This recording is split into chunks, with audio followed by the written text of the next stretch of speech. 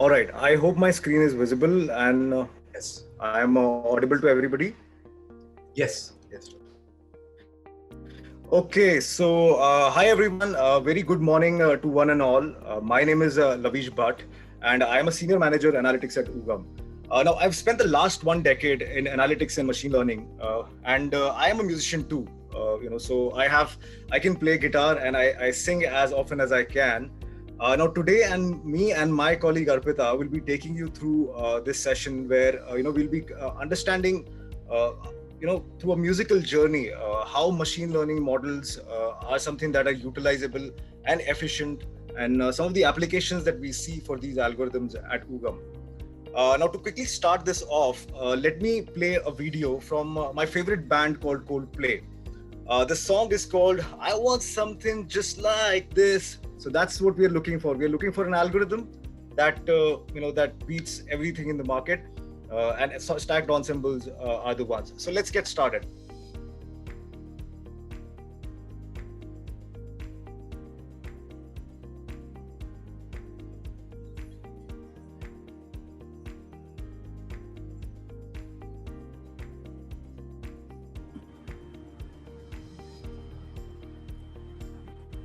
Can't hear the audio. Sorry, Lavish. This audio was not. It was not audible for us. This was not audible. No. Okay. I'm not sure how to make it, but couldn't you hear anything? I mean, not even a bit. Yeah, we can just hear your voice and nothing else. No, not the audio. Okay, so how do I start the audio here? If you are on headphones, you can remove that. No. I'm not on headphones. I'm actually in speakers.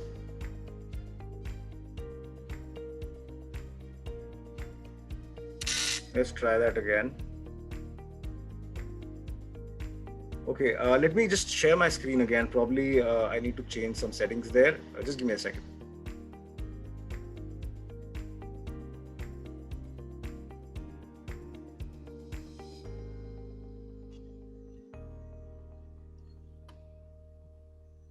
So there is an option on the top to present audio to the screen share.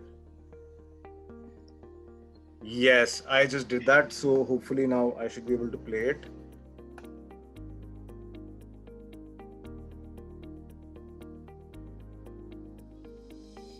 Okay, so let's start the song. Oh, I want something just like this.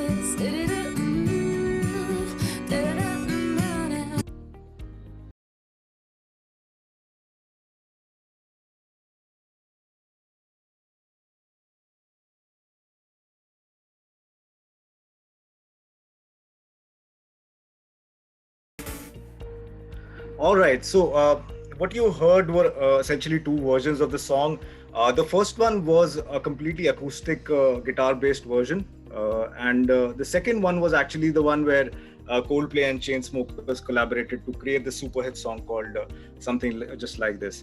Now let's try and understand them from a machine learning perspective, right? Think of the first song that we just played for you, like a song which is it's a machine learning model essentially based out of linear regression, right? Very simple, very pure, and has a lot of applications in a wide array of industries. The other one, on the other hand, the one by Coldplay and Chainsmokers is something like, let's say, a stacked ensemble, right? So you can say that Coldplay is essentially GBM and Chainsmokers is something like a random forest. So when you put them together in one recipe, that's where you get the super hit and a super learner, something that can basically beat all the accuracy levels that you desire. Now let's move on to the next slide and look at broader categories of ensemble modeling. So I'll start with what actually ensemble means, right? So ensemble, as you can see from the visual here, it's basically bringing together multiple instruments, or for our context, bringing together multiple algorithms to solve some complex problem that probably a conventional algorithm will not be able to do. Now there are three main categories to making predictions using ensembling: bagging, boosting, and stacking. I'm sure a lot of the practitioners must be aware of how bagging and boosting works. But again, the idea here is to understand them from a more granular level and to understand how they are really correlated to music, and eventually, how stacking is something that is a super hit with our stakeholders here at UCOM. So let me quickly jump into the first one, right? So first, let's try and understand why do you need ensemble modeling. Now, most of the machine learning practitioners must be aware of problems like high variance and high bias, right? So let me take a really quick example to illustrate this. So let's say you're looking at a housing price prediction problem, right? And you have y-axis, which is essentially the price of the house, and you have x-axis, which is the square feet. It could be any independent variable. Let's say that it is a square feet of the house. Now, if the distribution is something like it's a parabola inverted U, you wouldn't want your model to look like something on the top left corner, right? I mean, it's clearly overfitting, right? I mean, if you do predictions on this kind of model, there will be disastrous results, and you don't want that, right? So to remedy that, what comes into picture is bagging, right? So bagging basically gives you a good model which generalizes well on the kind of distribution which you can see on the right, and it will perform fairly better than what you have in an overfitted model, right? So that's where the concept of bagging comes into picture. Now, other end of the problem, which is called the problem of high bias, right? In this case, what happens is that you're basically generalizing too much by predicting the price of the property by taking, let's say, the average of all the data points that you have. And that's something that is something that is very naive, right? I mean, you can always predict the value of something by taking the average of it, but that's something that will not give you really good results. In that case, also, you need a good balance, right? You need something which gives you a distribution which is very close in a resemblance to the distribution of how y and x are faring in the two-dimensional space. So to remedy the high bias problem, you have something called as boosting that comes into picture. Now let's touch on one, all of them one by one, and try and understand, what is special about them that makes them such a hit with people.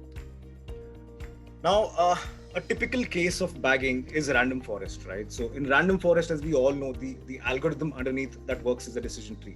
It's basically a bootstrap decision tree. A bootstrap decision tree, that means it's every decision tree is constructed from a sample which is big data replacement, which is sampled with replacement from your original data set. And basically you construct multiple decision trees, and then depending on whether it's a classification or a regression, you either take the average or the mode of the observations to make a quick prediction for a data set. Now let's think of this in terms of music, right? So think of a melody created using 3 guitars. So you have an acoustic guitar, you have a bass guitar, and you have an electric guitar. Now, all the guitars, basically, the acoustics is the same. You have the same instrument playing, but they are all different in one or the other way, right? I mean, all of them are contributing to something special to create that melody. That's what the random forest also does. You have the underlying algorithm, which is the same, which is a decision tree. But what you build on is basically, these decision trees on a bootstrapped sample, which gives you a lot of generalization so that you can avoid a problem of high variance. Now, let's look at the next methodology. So boosting, right? I mean, it's one of my favorite algorithms. I have solved a lot of problems using GBMs, using XGBoost, using AdaBoost, and I think this is a boon for all the data scientists and machine learning practitioners that we have such really well-written libraries to use boosting methodologies. Now let's try and understand how boosting actually works. So boosting is a stepwise additive procedure. What it does is essentially, it creates stumps. So stumps are again decision trees, but these are shorter decision trees, right? I mean, the split will probably just go to 1 level or 2 levels, right? So you do not allow the decision tree to grow. That's the idea here. And with each stump, what you're trying to minimize is the residual. Right, so you build one stump, you look at the residuals, you try to minimize that residual, and build another stump on top of that, and so on and so forth. Like you see, the error comes to minimum. So error is essentially the difference between actual and predicted, which we are calling the as a residual. Now that's the standard boosting process, right? But there's a very interesting algorithm called AdaBoost, which basically What it does is essentially it just weighs all the misclassified observations heavily, so that your algorithm constructively works toward minimizing those areas, minimizing your error around those areas where your algorithm is the weakest, right? I mean, where it is making maximum errors by heavily weighing on such errors that are being done here. So this is just a just a cost function of how that works. And to compare that to music, let's think of boosting like a progressive kind of music, right? Where you have first a single instrument that comes in, then you have another instrument that comes in, and you have, eventually when you reach the peak of the song, you have multiple music, you have multiple instruments coming in and creating, something which is a, progressive kind of music, which is beautiful to listen to any time of the day. Now, the next one, which is the final method, and which is something that we have lately really experimented with and lately even implemented in production, are the stacking algorithms. Now, stacking algorithms is what I call I want something just like this, right? I mean, this is something that will really be a remedy to my problems. It's something that we have seen in the past. Now, first, let me get your head around a little bit around how stacking works. Now, stacking basically combines heterogeneous weak learners, right? So in bagging and in boosting, you had homogeneous learners, right? So you had decision trees, which are basically doing the main prediction under the hood. But in case of stacking, what happens is it's multiple weak learners, right? So you have this guy over here, which is let's say a GBM. This guy over here is KNN. This guy over here is let's say a simple logistic regression model, something like that. So you have two levels of model construction. This is called the level 0, and this is called level 1. This one is also referred to as the base layer, and this one on the right is referred to a meta layer. So the meta layer composition of algorithm is generally, we go with GLM, GLM algorithm. The reason is because we want to weigh how these algorithms are performing over a data set. And using GLM gives you a lot of visibility and interpretability to understand which of the models is actually contributing to making a certain prediction right. And that's something we prefer. But you can definitely, we have tried a lot of deep learning algorithms as well at this level, and they seem to work fairly well. But then again, thing around deep learning algorithms is that there's the interpretability loss is a lot, right? I mean, for some of our stakeholders, it is really critical to have that interpretability of how things are happening under the hood, rather than having a complete black box. Now, this is our take of Chainsmokers and Coldplay, right? So you have Coldplay over here. You have 3 band members, Chris Martin and other guitarists and musicians along with Chris Martin pitching in. And then you have on the right, you have Chainsmokers essentially, which is doing voiceovers, which is enhancing the music with their own flavor of whatever they can bring, and creating a super hit, right? So that's what we're creating here also. So this whole thing is actually called creation of a super learner, right? Which we will look at our workshop today at 1400 hours. So do tune into that as well. Now, I'll quickly move on to the next slide and talk about some of the applications of ensemble modeling. Now, ensemble modeling can be used to solve a wide array of problems, right? You can start from prospect modeling, you can do classification, you can do customer order value regression to figure out how much probably your customer is going to order from you. It's a very critical component for e-commerce websites, where they want to understand if a customer is really somebody who's going to buy a product from them. Then you have, we do a lot of campaign performance assessment also using computer vision and stacked ensembles. And, we are trying to look at what are some of the attributes of the images that we are putting out on campaigns that are really effective and resonating with the consumers, right? Or the audiences who are looking at those campaigns. Now, the other use cases that we're talking about here are upselling and cross-selling modeling. Again, more of a classification use case. You have churn modeling, and then you have fraud and anomaly detection. So these are some of the use cases where you'll find a lot of ensemble techniques being implemented today. And specifically today, we'll be talking about classification, where my colleague and head of cognitive computing at Ugam will be taking you through some of the very interesting use cases that we have had on on image classification and attribution. So with that, I will hand it over to Arpita. Arpita, all yours.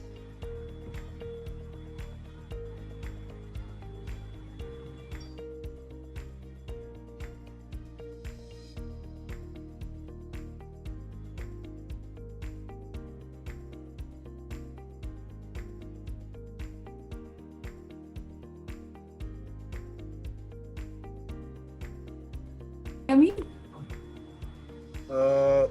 No, I just can hear you a little bit. Bhaskar, can you hear Arpita? No, I can't still.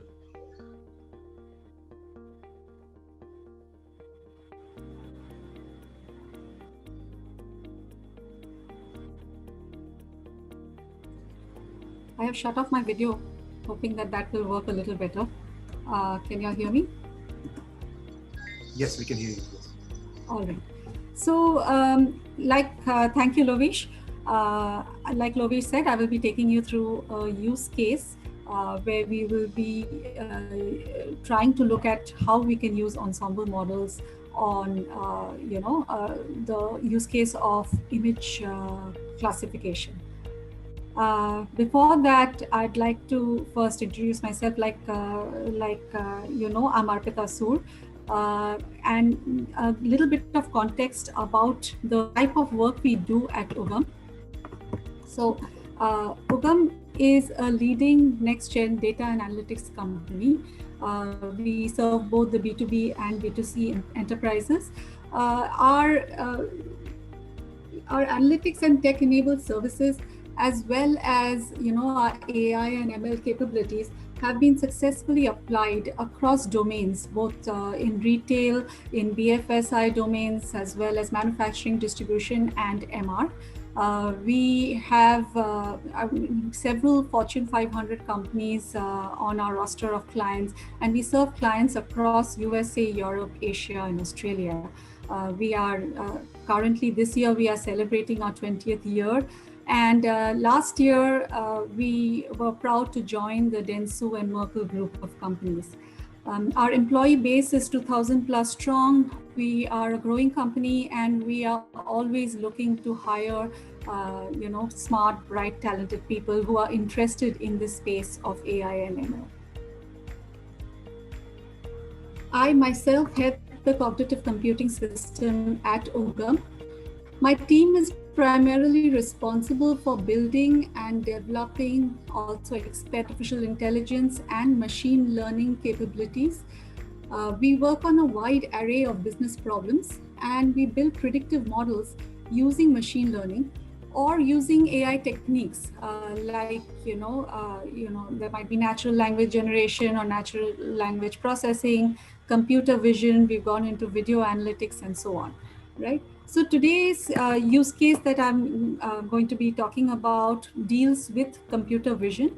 And so a little bit about computer vision. Now, computer vision is different from image processing, right? So typically image processing deals with cropping images, resizing, reshaping, maybe changing the background and so on. Computer vision does a lot more than that. It actually looks into extracting information from images. So you might, have an image, and you might want to detect what are the objects in an image. You might want to recognize what are those objects, or identify whether a particular object exists in that image. There are image object classifications, image classifications, and then there's another application where we are talking about actually segmenting. Once you understand that there is an object, actually segmenting out the object so that you can extract just the object from the image and leave the background behind. So there are multiple applications like this of computer vision. And what we do is we use these applications to help our clients, right, to solve their business needs. So this basically comes under a broad range of applications that deals with digitization or automation, right? So I'll give you a few examples here. A B2B client might be getting scanned order forms, right? And when they get the scanned order forms, they have to extract out what is the order that has come in. They might have to convert that into text, then match that order to the products that they currently have, and then fulfill the order, right? So that involves a whole process of digitization. Another application could be in the field of competitive intelligence, right? Clients might want to know how their assortment or how their product range or how their prices compare with their competitors' product range or prices. And in order to do this, there is a specific use case of having to match the products, right? Unless you know how your product is, whether your product matches with the product that a competitor has, it's difficult to compare prices, for example. So in product matching or in product assortment, that main use case of having to match the product either requires text matching or it requires trying to match the images of the products that are put up on the pages. And similarly, apart from this, also there is a wide variety of, just like I said, just trying to extract information from images. You might want to, detect objects, or you might want to, and that basically is used to, get more information about a particular use case. So, for example, here I have an example of a client who had come to us and said, we want to look at all the products that we have in our warehouse, and we want to just create a digitized list of what is the range of products that we have. And so this involved them just taking pictures and sending to us.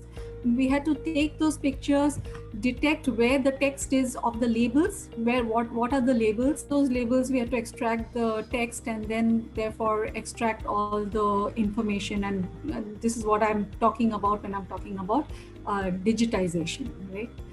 Another example, like I said, is of competitive intelligence, where we are taking this product on the left.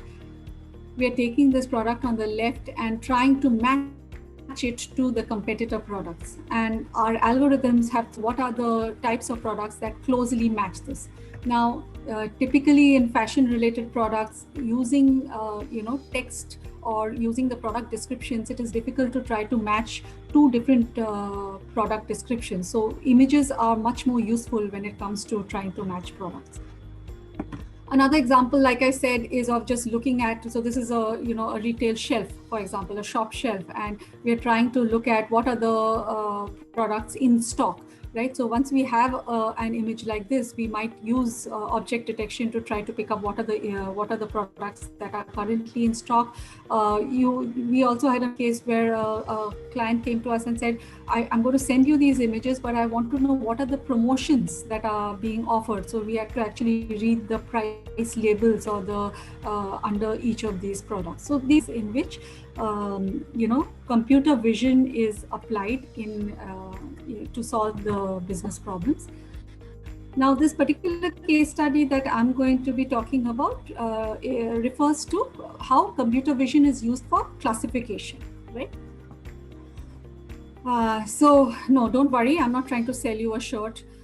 Here, this is I just put this up here to sort of show you what is a typical product page on an e-commerce website look like, right? So if you're trying to look at a shirt, you would typically have, the brand, the name of the product, some information about the price, and then you typically have a bunch of product details, right? You might have something where you're getting a bit of information, a soft description of the product, what I call specification or attributes of the product, right?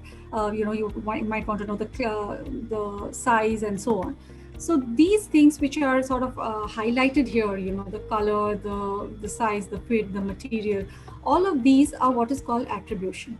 Now imagine if you were trying to set up product pages for the on your e-commerce website.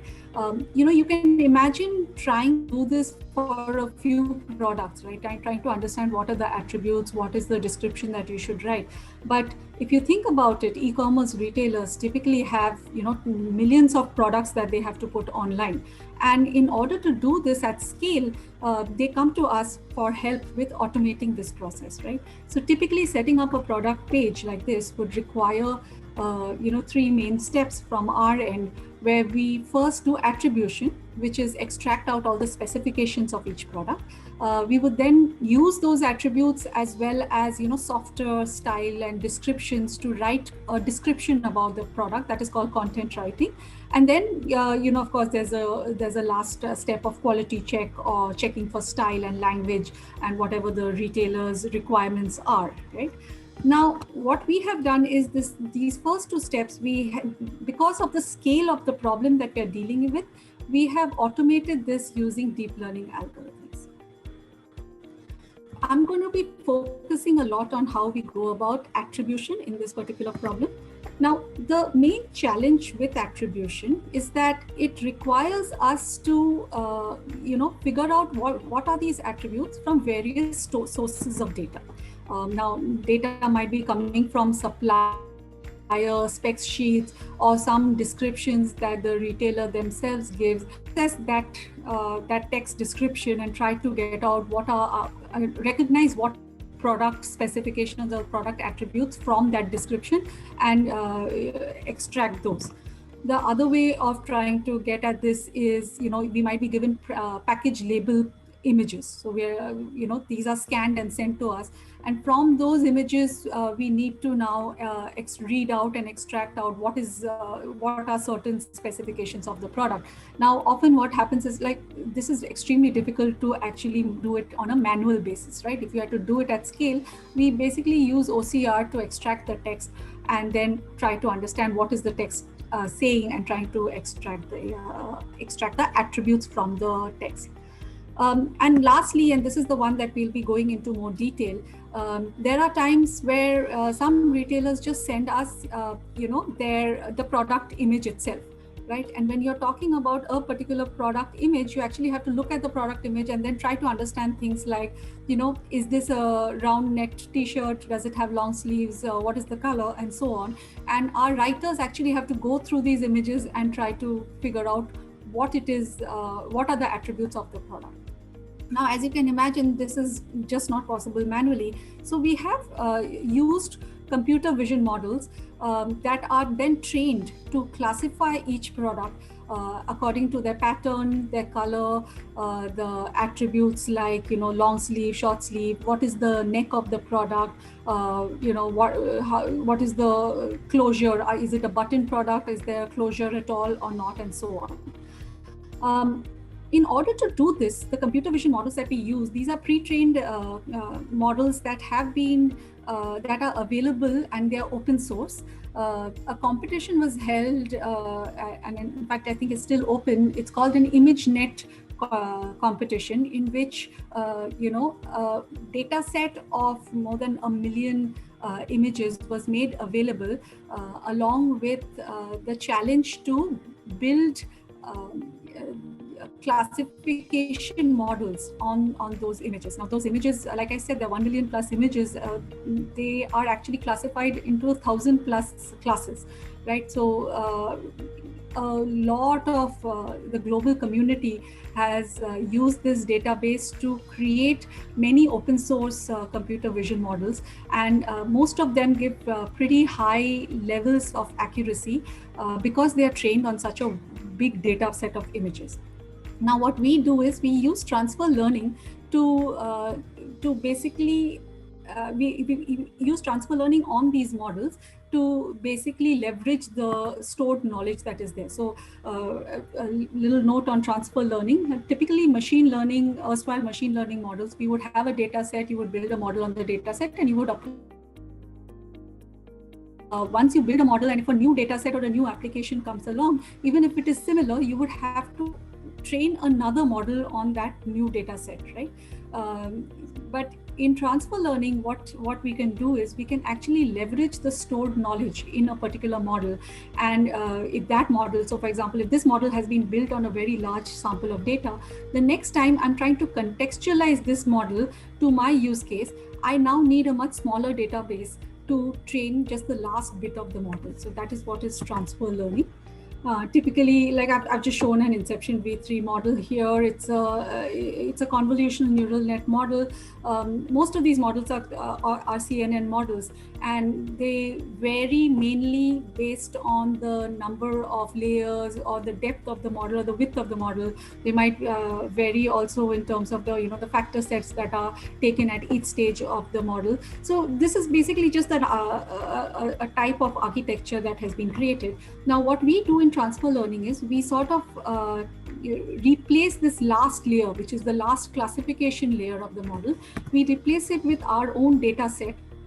And this data set is then labeled based on classes that we are interested in. So for example, if I'm sending through, shirts for classification, I would be interested in, does it have long sleeves or short sleeves? Or does it have a solid color versus a patterned or a checked, or what is the pattern exactly that is on the t-shirt or the shirt, right? So that's the type of label data set that I would be sending through. So I would just replace this last layer over here and I would send that in. And so maybe instead of getting these classes that the model was initially trained on, I will then get the model to predict what classes I am interested in for the images that I am interested in.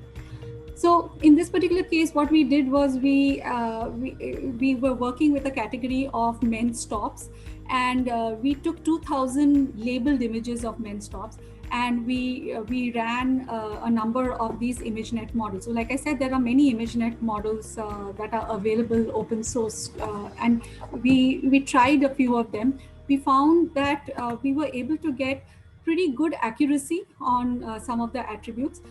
Now the accuracy depends on the number of classes you're trying to predict. It also depends on the number of images that we have used. So here, like I said, we used 2,000 images. And as you can see, this particular attribute 3, which has 7 classes, this had lower accuracy compared to the other 2, which had higher accuracy.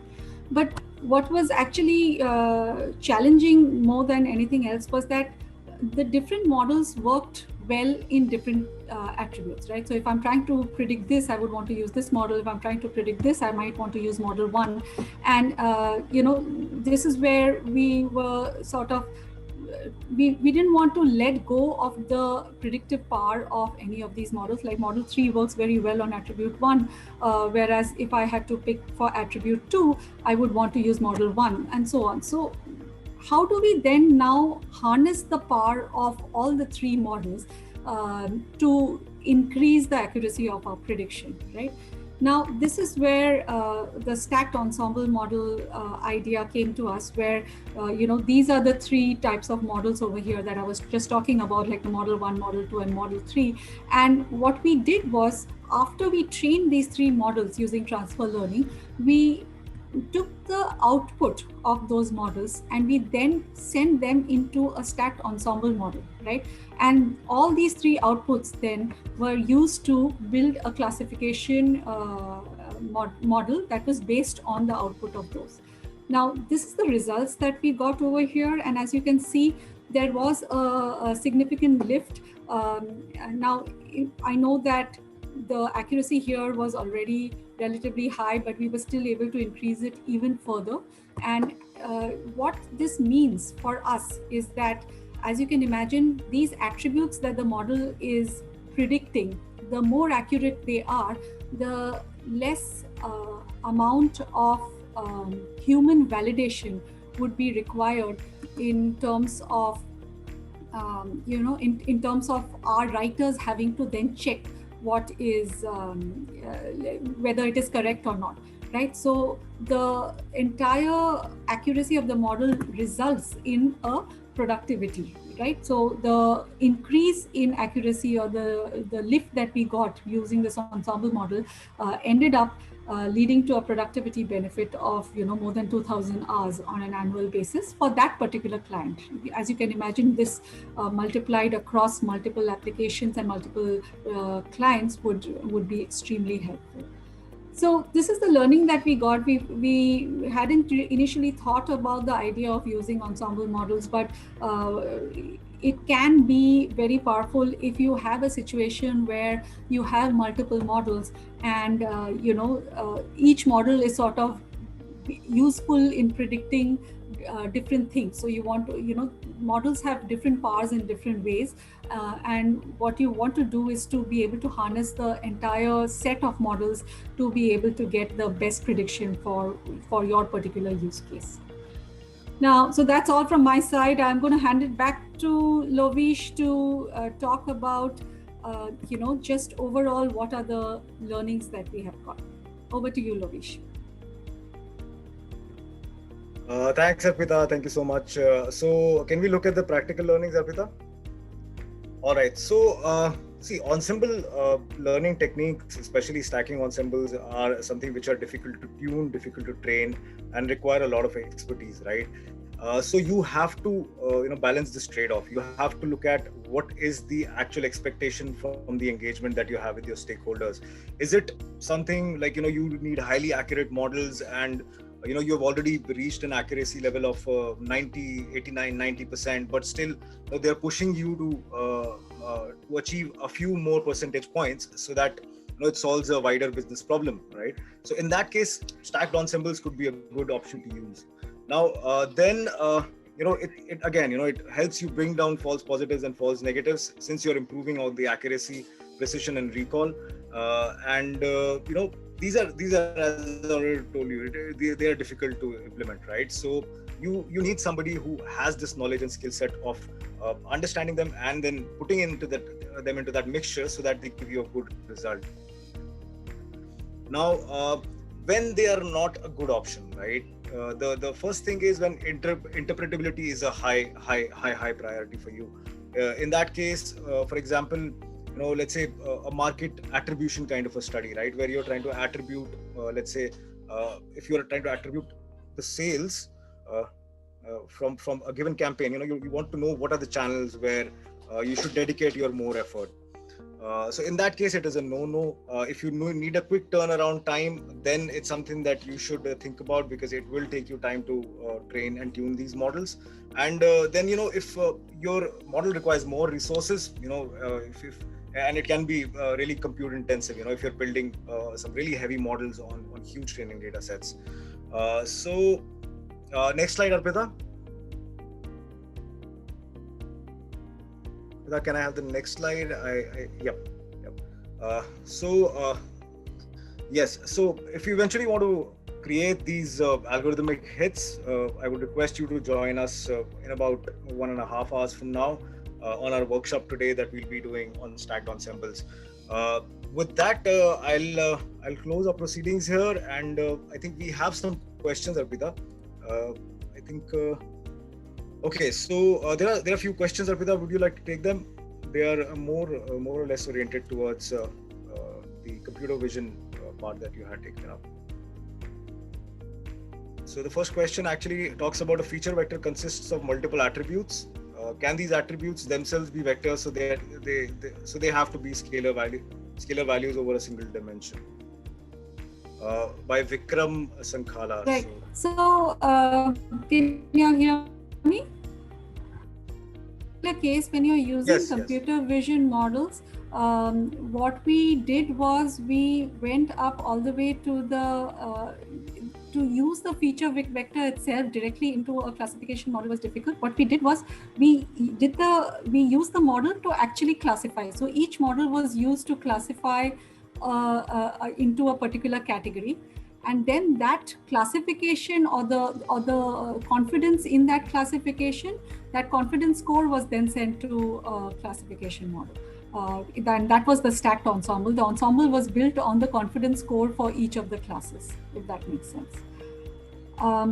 I also see another query on what is the difference between test 1 and test 2 for the accuracies to vary. Test 1 and test 2 were just out of sample tests. We basically got them from different sources. And I didn't mention this, but when we were building the stacked ensemble model, what we did was we built the stack ensemble model on test 1. So we had the 2000 initial cases on which we did the transfer learning for the 3 models.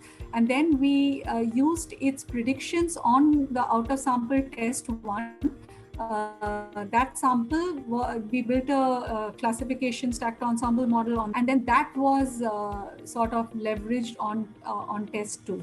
The difference in accuracies is really, it's a matter of how, since they are got from different sources, it really depends on the quality of the image, the correctness of the label, and so on. So, it's difficult to, different samples will just have different accuracies. That's how I would phrase it. Let me see. Do we have time for more? I think that's about it, Arpita and Lavish. We would now want to close this session. It was a very, very informative and insightful session, I would say.